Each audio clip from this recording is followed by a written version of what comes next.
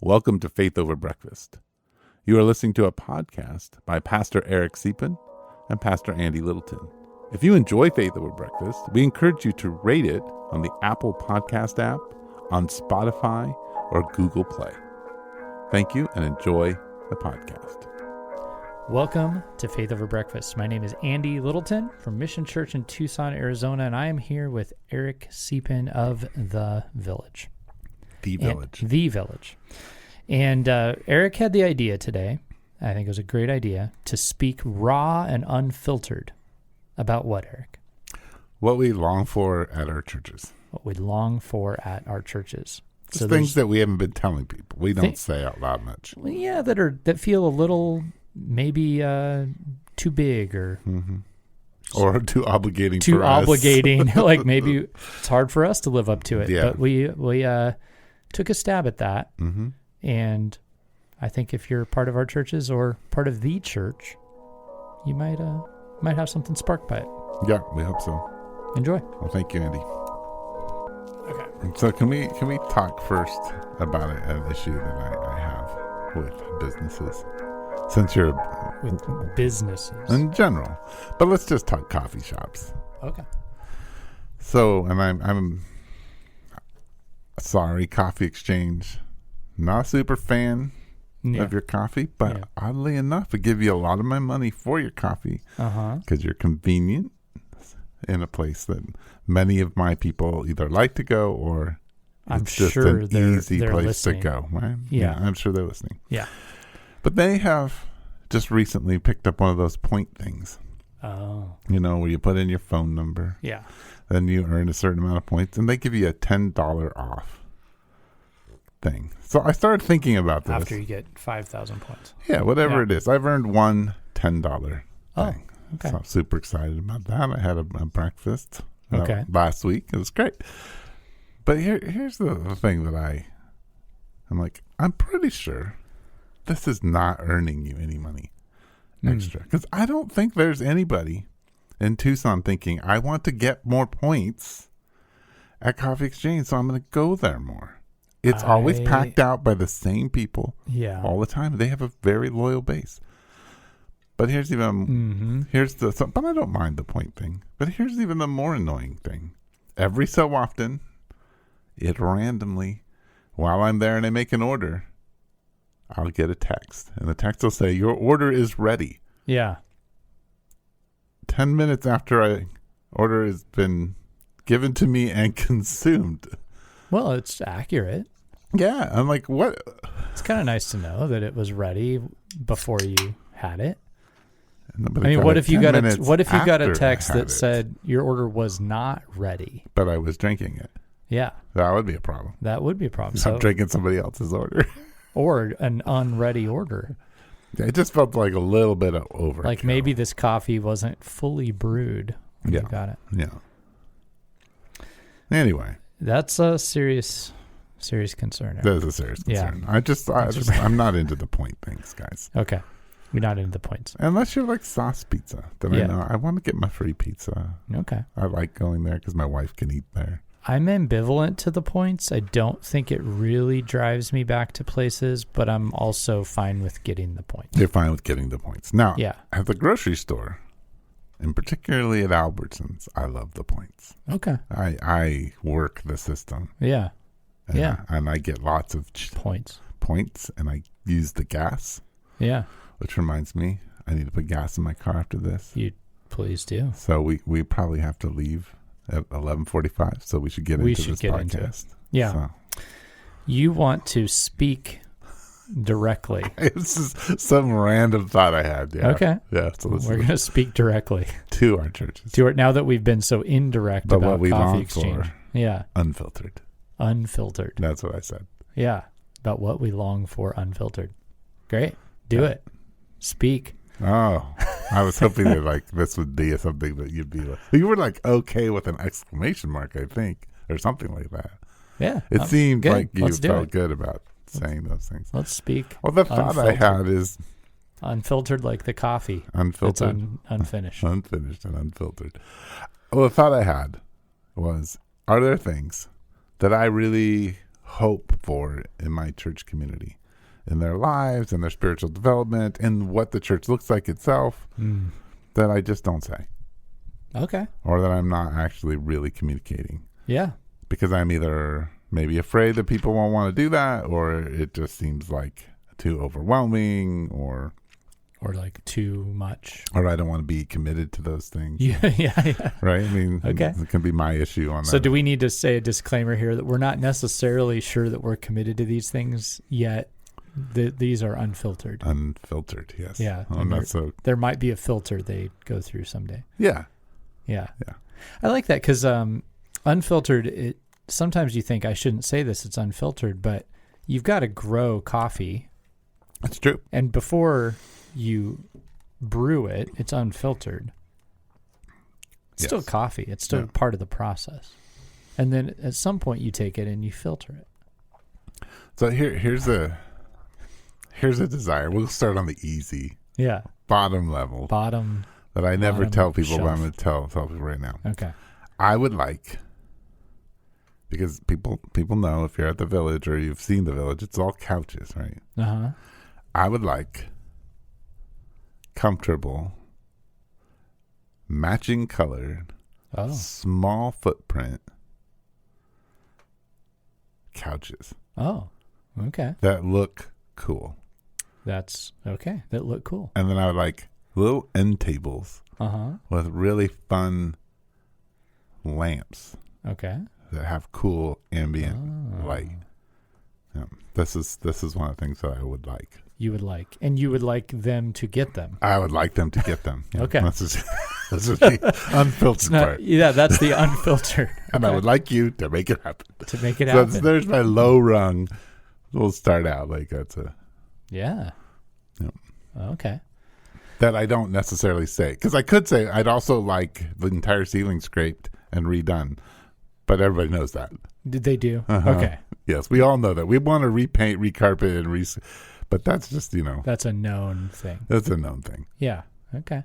Yeah, I want that done as well. As you've heard me mention before on the podcast, that I notice. That's something I notice when I come to the Village. I look up there at the popcorn. Yeah.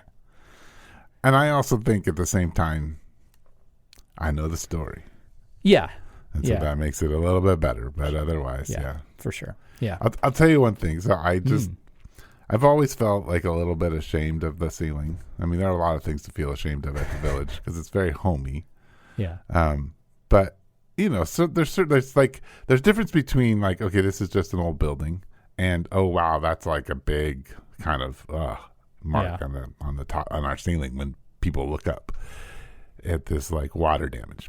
And then I went to a relatively larger church here in Tucson for some graduation.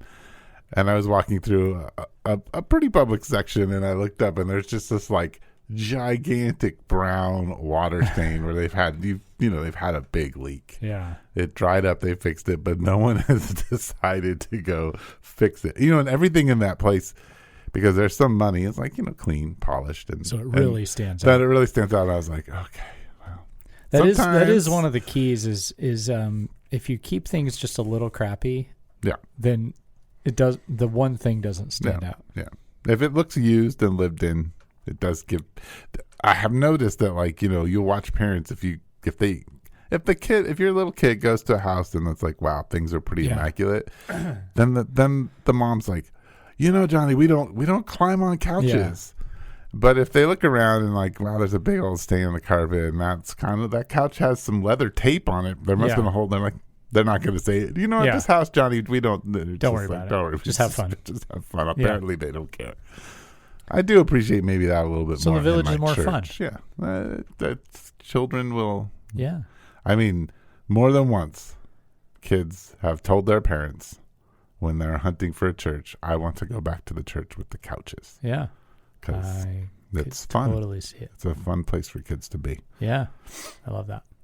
Anyway, that is my dream. I told you that, like, my little couch and end table. Yeah. Okay. Well, now I have to come up with one. Are we going back and forth? Yeah, let's go low level. This is low level. Low-hanging fruit. Just an easy. I mean, I consider this low-hanging fruit. It's not quite the same. Okay, that's fine. I want you to bring friends to church a lot. I want you to tell people about it and bring them. So you don't say that very much? No. No. Not explicitly. Yeah. Yeah. Yeah. I think it's inferred a lot, but I don't just say it. Yeah. The way I want our church to grow is by you bringing people who you want to know about Jesus or to grow in their faith with you. Yeah. So since, and let me help encourage your community, because that may sound really scary. Yeah. 90% of church growth is family. Yeah. So invite your family to church. Yeah. Extended family. Yeah. If you got a family member and they're not going to church anywhere and they don't even know about Jesus, be like, hey, man, I want you to go to my church. It's so much easier to invite Uncle Jack than it is to invite, maybe your friend who's very antagonistic. And start there. And I would say, on top of that, then I don't know my numbers, but the other thing I've heard is that most people who end up deciding to go to church go because a friend invited them to church. It's rare that somebody just concludes that on their own. My favorite is at the Village. This will happen a lot. Somebody will come in, I'm like, hey, how did you hear about the Village? And they're like, so-and-so told me to come. Yeah. So it's not even like invited. You've just been told. You've been commanded. So if the inviting thing is hard for you, just command somebody to go to church. People are pretty responsive, apparently. They're like, okay, I go to church then. Yeah, so-and-so said. Here I am.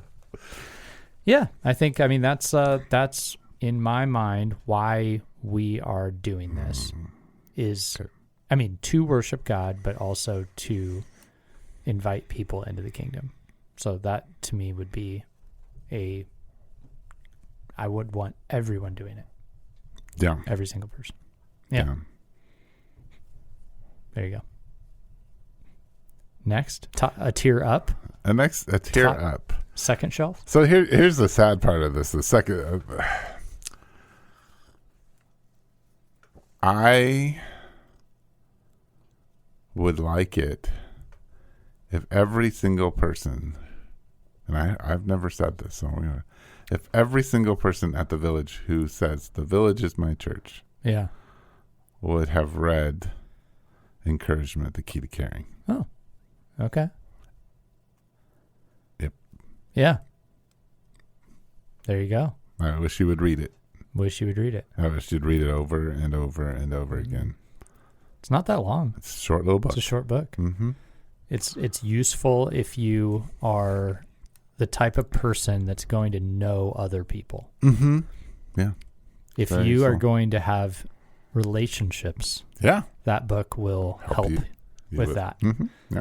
And especially if you want those relationships to have a focus toward people growing, that book will help.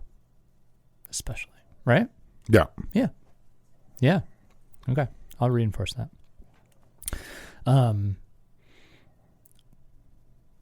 I could say the same I would be happy with that as well. I don't know if it's as top tier for me, but hey, I would also get on board. We're not on top tier. You just kind of had to stretch a little for this just a little piece bit of fruit. Yeah. Yeah. Yeah. Okay. Nice. That was too fast, Eric. I wasn't really ready. I'm sorry for my next one. Well, while you talk, I'll add it to that. Oh, great. Keep going. While you think, I think one of the things that would be really amazing is if, and I know there's a good number of people already do this, but I don't say this a lot because it's kind of what we call our kitchen table at the church. It's not the thing we put up front all the time. But I really wish that people in their neighborhoods would be systematic prayers for their neighborhood, and that they would find other villagers to spend a little bit of time once a month systematically and intentionally praying for their neighbors. Yeah. I think that's just like, I'm always excited when I hear people talking about how they've gathered to pray for their neighbors. I'm also, when I hear other churches talk about praying for the community together And it's not like a church, like the church isn't being like, hey, this is our, Wednesday to pray for the neighbors. Like, it's just like a organic, intentional, like prayer for neighborhoods. Yeah. And when that's just like gets me so excited. Yeah. Yeah. That's great.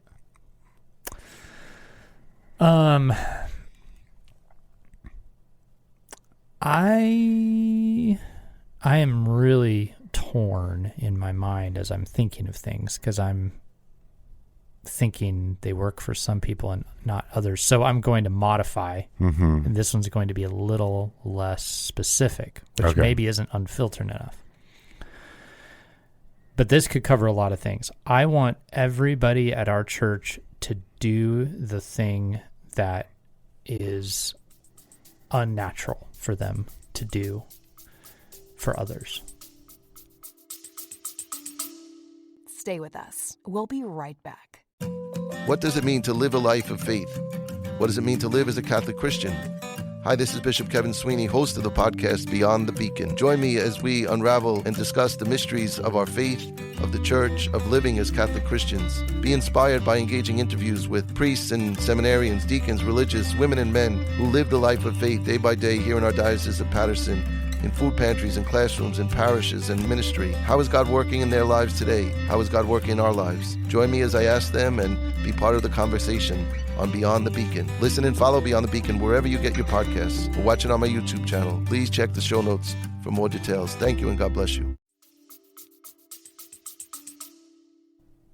And so it might be like something unnatural for me. And when you say unnatural, I'm thinking you're meaning uncomfortable. Well, or not within my gifting, or I don't feel like it right now. So that would be different. Yeah. For you and me. It would. Right? Absolutely. So that's what you're saying. That's why my you're point is I can think of a bunch of these, but they would only apply to some, but I think it would be across the board. So if I just think it'd be different. Like if you don't really like making food on meal teams, that you would say, well, I partake of the food that other people make, and I'm going to do it monthly anyway. Yeah. And if you don't like having kind of, even down to as simple as like showing up to church every week because it's hard and it requires a lot, but you appreciate when other people are there when you show up, because it means a lot to you that you would be that for other people by being there. Yeah. And that if work days sound annoying because it gets sweaty and stuff, that you would go, but I appreciate the work that those people do and so I'm going to show up. And if sitting with somebody and just spending time and listening to them is like, gets so old, but that you would show up and offer that. That's essentially in Larry Crabb's world, choosing to minister. And if we're using Crabb language, I wish we all would choose to minister, even though it goes against the grain for us. And I think our church would be so blessed by that. Yeah. There you go. So because when I think about these, I'm thinking these are things I just don't tell people. They're not maybe things I don't know why I don't tell them, or maybe there's not a forum for it, so now I have a forum. But I would like it if people would call me up and ask if they could do random things that were beneficial to the building and to the church. So for instance, I would love if somebody called me up and said, hey, notice there's an empty garden bed. Can I fertilize and plant and fix the watering? Yeah. Or, hey, are there any walls at the village that just need painting? Or can I do any yard work at the building? Or is there anybody in our church who needs a guy or a girl to sit with them and have a cup of coffee and just hear their story? Give me their number. I'll call them. I'll go talk to them. I'll hang out. I'll buy them lunch. Yeah.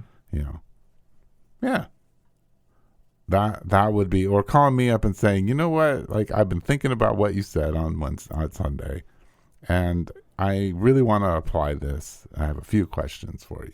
Oh, okay. I think that's, I'm going to keep going because your thing struck me. The other thing is and this one I don't say a lot. Maybe people have picked it up after being around me a lot. But I would like Sunday service, evening or morning, to trump everything. Yeah. Not family vacations where you go away for 3 weeks. Yeah. But that it would be such an important thing to you that you would say, no, I can't hike, or if my family's in town, I will still be there. Yeah. And absolutely. Yep. Me too. Yep. Because it would be the time we gather before God and for one another, and that's the most important and central piece of our lives. And that doesn't, like I said, I understand and want to go on my own vacations where I miss church or I get to go to Andy's church. But I also on vacation, it is very rare that I take a Sunday off. And it's not because, I'm holy. I desperately want to be around God's people. Yeah. That's why I'll go to church in the foreign, in towns that sometimes we just randomly pick a church. Yeah. I was just telling, someone was talking to me about being Anglican the other day, and I thought about the time when my wife and I were in the Bahamas, and it was our 10-year anniversary, and we truthfully on that day didn't feel like doing church. It was like we're in it's your 10th anniversary in the Bahamas. Yeah. But we did, and we usually do. And we went to this beautiful, tiny little Anglican church that they opened all the windows and the sea breeze came through and you could just see the waves. And it was just all Bahamian people and leaders, and probably one of my favorite church services ever. And it felt like we were with God's people of another type and another culture. And it was you walk away and you go, yeah, I'm really glad we did that. And not just I'm glad we did that, it was a good choice, but that's where we are God's people. We're supposed to be with God's people to remember him. Yeah, there's something real powerful about that. It's interesting, maybe this is a little sidetrack, but I was talking to my son today, and he was asking me about, what's the division as a pastor between Scripture as a job, as a thing, and your personal life, and how does that work? And I was telling him how much, I explained some of the divisions and what it looks like, but how much personally my spiritual engagement with Scripture is built around the corporate experience of Scripture, and how much I think that the Spirit of God speaks much more clearly to me with his people, and filtered through his people than it does often filtered through just me doing personal reading. And which I have a problem. And I do personal reading, and I pray and I do those things, but they are not the same to me. There was a time when personal reading was impossible. Yes, and he and I talked about that. A long period of time, longer than it's been possible. Right, and it was, and God's word was still very rich. And people memorize things much more readily. But so anyway, I really would love people to value God's people and their particular local church over. I'm going to go on this trip, but I'm going to miss church. Don't miss church. I mean, I'm not going to judge you. I really don't judge you if you don't. But I do have a longing. I can honestly say I don't be like, oh, man, those stupid people, why'd they do that? No. I just have this longing, and theologically I have a strong principle. But I also understand that God calls people into different things and have different convictions. So, and in our community, I feel compassion for those who are not used to that and are exploring. Yes.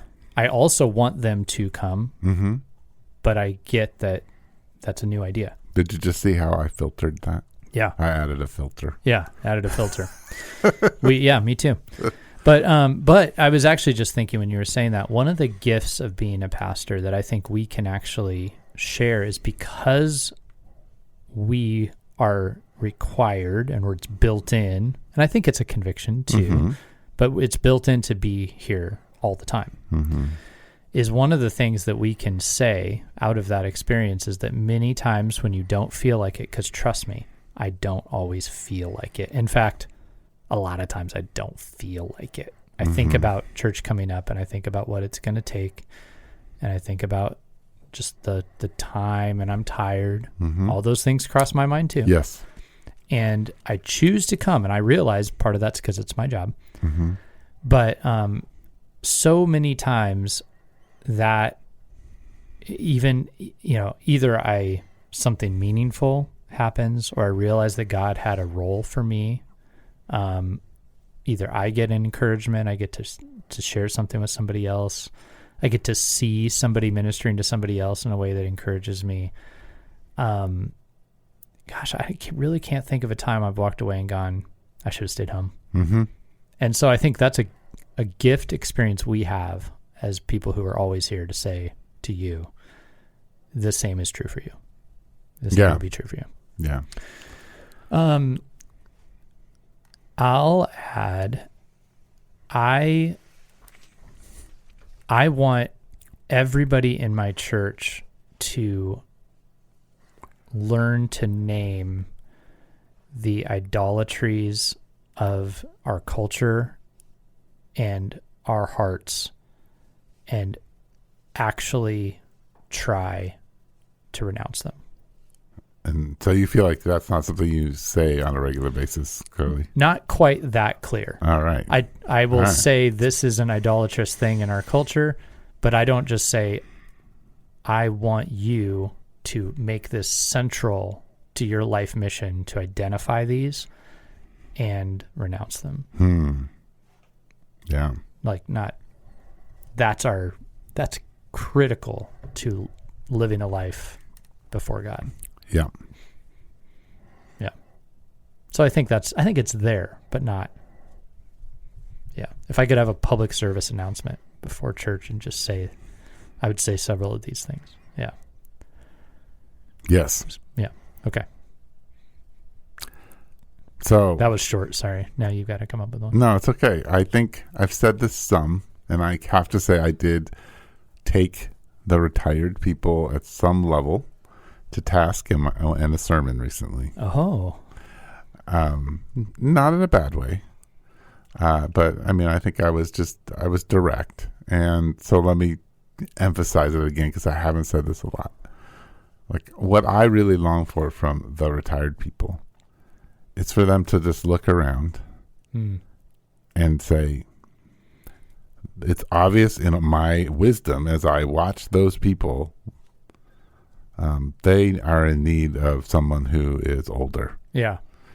And I'm not going to barge in and tell them they need someone who's older, but I would like to just begin to form a relationship with them, have them over for dinner, position myself next to them at lunch or dinner on a Sunday and begin to ask them questions. Like, you don't need to rush in and meet with them and have them over to your home and teach them how to parent. No, just like begin to assess some people, listen to the Holy Spirit, and begin to engage the people in the church who need grandparents, need someone to come alongside them, need a little bit of encouragement and support as they walk along in life.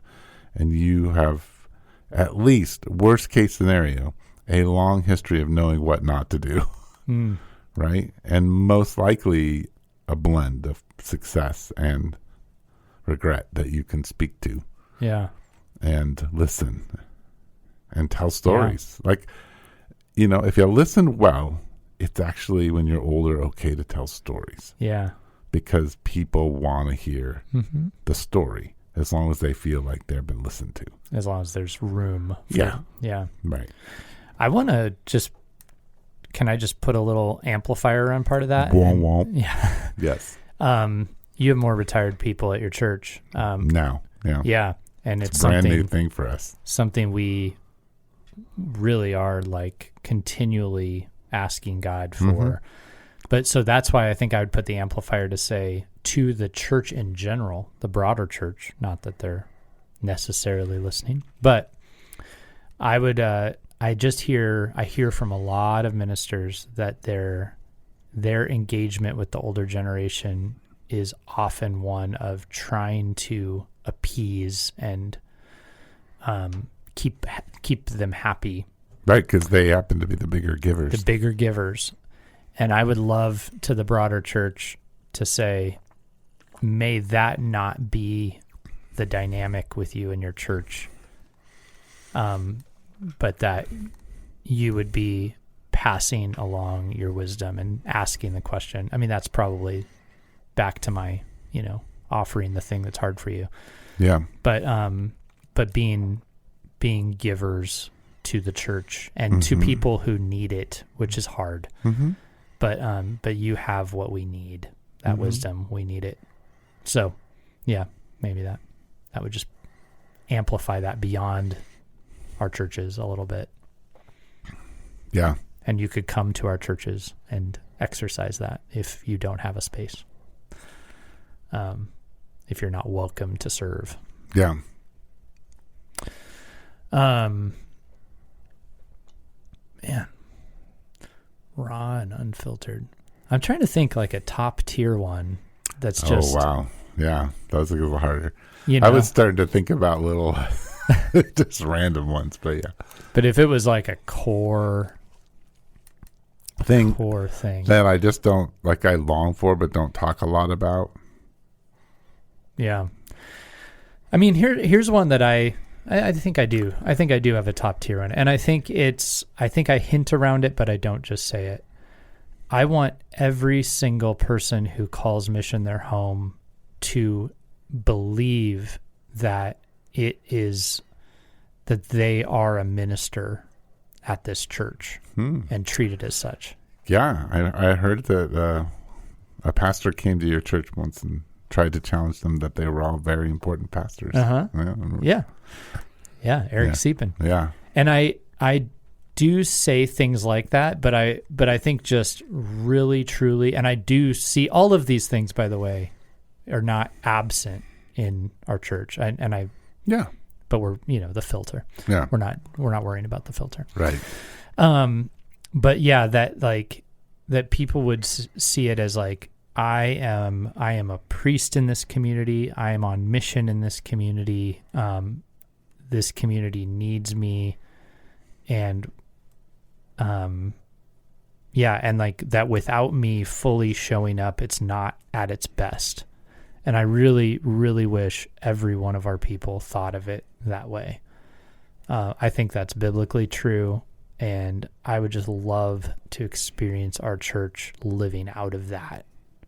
I just think it'd be so cool to see. I think some of my others get tied into that one, but I want you to drive to church thinking as if you're the pastor of it. It's cool. I like that. That's really good. Because in my mind, like, you're one of them. You're one of them. Yeah. No, I like that. It's really good. Okay. So this is just this is not top tier, but this is like a dream level. So this is not like, hey, I wish people would do this, or wish that I, wish we had couches, or. Here's just like a dream that I don't talk about much. Okay. But I have this dream that when I lay down to die, and I told my wife that'll be when I'm 82. I've decided that's when I'm done at 82. 82. So I've got about, less than 30 years for this to happen. That the village, wait for it, is 3,000 people. But it's 300 churches. Yeah. Scattered through Sierra Vista, Phoenix, and Tucson. And it's just this massive network of monastic community, neo-monastic communities all over the Southwest. Nice. That's my dream. I have a different, similar one that you've prompted. You're like, that is very I would like true. to have a 3,000 person church. in one church. In a very large building. No, not true. No, mine, and I really have like visualized this, and I have mentioned it to a couple people. I've mentioned this once to our leadership. This is it. Okay. So mine is that we would create around us an ecosystem of caring for people and developing leaders, that church growth for us would be that our church, I mean, and if there's spinoffs, that's great. But I actually kind of view it as like the middle of what almost feels like if people drove up, they'd be like, this is some kind of like small town in the middle of the city, which would be that there's like a church in the middle of it, and that there are spaces where people can live and receive support and care as they restabilize. There are spaces where people can live as young people growing in their faith and learning. And there are spaces where people can come and work and develop ideas in the midst of that ecosystem. So I really have envisioned it as like the corner we are on. There's our house, the house we own, and the church. That like the apartments and stuff like that we would steward those really, really well. And not that our church needs to be thousands of people right there, but that it would be like the driver, the engine of that ecosystem. Because we have people who need housing. We have people that need care, and we're always having to like look outside of us for that. And I would love us to have the system right there where it's like, oh, we have housing, we steward. And it's done in a way that's going to be most helpful for you. That'd be really cool. And same for people that come around and they're saying, I want to explore this faith. I want to grow in this faith. Great. We have multiple ways that you can do that, and including that you could actually like come like care for people in the housing. You could come and live on site. You could, I mean, there's a monastic side to that. Like we could just assimilate you into the village worlds and just be they overlap. The mission. Maybe they overlap. Village, the mission. The millage. The millage. Vision. Well, but we would be fitting into this culture now of the merging of names. When people get married. Oh, right. Hyphenate. We could just be the... No, they actually created a new name. Oh, they do? Yeah, it's a big trend. Oh. Like, I don't know if it's a big trend. My daughter... Our two names would be Leapin. Leapin! Well, we could go with the CE, right? And yeah. Kettleton. I think that's good. People are like, they're kettle people. Okay. We do kettle corn. Kettletons. That's right. Anyway, no, I really do. I envision it's beautiful. Like some people could get, can just kind of go through some discipleship. Some people could go through something more like spiritual direction. Some people could get a degree. Yeah. And all that happening while they're caring for people who have real and significant needs in their life. And the church is a driver of that mission. Okay, so I have this thought. Right? This is the one I have not been ever talked about. Maybe to a few people I've given a little bit of details. But this is like what I would really love. Is this every single person in my church... Like, so they decide, okay, I'll give an example so Sue and I yesterday went out and watched The Mandalorian and Grogu on a date, right? Okay. So we watched a movie that cost us a certain amount of money. Mm-hmm. I know there are people in my church who can't go out for a movie. Yeah. So what if every time I engage in some kind of leisure, which I actually think is good. Yeah. You gift it to somebody else. I bought 2 movie tickets and handed them to someone else in my church who I knew could not afford a movie. Yeah. Right. Or I go on a vacation and maybe I don't save up for like 2 vacations, but maybe I save up some extra money and then say, hey, I want you to go on this small vacation. Like, or, whatever, like, because I think when you go on vacation or when you do any kind of leisure, go out to eat, that costs money. You are saying usually, if you're responsible financially, you are saying I have paid for everything. Right. And this is extra. Yeah. That's not needed because I don't need to go see The Mandalorian Grogu. I don't need to go out to eat with my wife to have a date. Like, I don't need to do these things, but they're things I do because I can afford to do that. What if I began to just think every time I bought a new car, then give away my old car to someone else. Like be in this place where like I don't want to engage in things that are enjoyable but not necessarily necessary. Yeah. And this, people can debate all that. I don't care. It's unfiltered. So I am going to give part of this away to someone. So maybe I wanted to go to Europe. Instead, I don't go to Europe. I go to Maine, and it costs, 2/3, and so I take a third of that and say, "Hey, you should go on a vacation." Yeah, I don't know. I just like to begin to ponder, because I think we need to remember that we are connected to one another, and we want everyone to join us in these things together. That doesn't mean that we all have to have it equally. Yeah, but I should think, man, if I'm going on vacation, does so and so have enough food? Yeah. At least I should be thinking that. And should I help them eat while I go on vacation? Should I make sure that they're okay? Is rent so tight that things they're really just scraping by? Yeah. Can I just go pay their rent for them or whatever before I head off on vacation? I keep saying vacation. It could be anything, Yeah. That That's I good. spend my money on things that aren't, I buy a board game. Should I think, should I buy this board game or should I actually just help someone who needs, because I don't need a board game. I have 100 of them. Mm-hmm. Yeah. I could buy people hats. Mm-hmm. Yeah. Or don't buy a hat and give someone $20 else. or whatever. I don't know how much a hat costs. Yeah. They vary. I like to get them cheap. Yeah. But here's $2, buddy. I was going to buy a hat. Yeah. Good luck out there. Good luck getting a hot dog. Yeah. No, I just like that kind of generosity would be so powerful, because I think a lot of times we offload the taking care of people to the institutional church and to government. Yes, that's true. Instead of to us as individuals or smaller groups of people in awareness of our neighbor. And that would be another way of thinking of yourself as priest. Yeah. Is not just that the organization will do it, but that I am the organization. Yeah. And I'm an agent, and I can.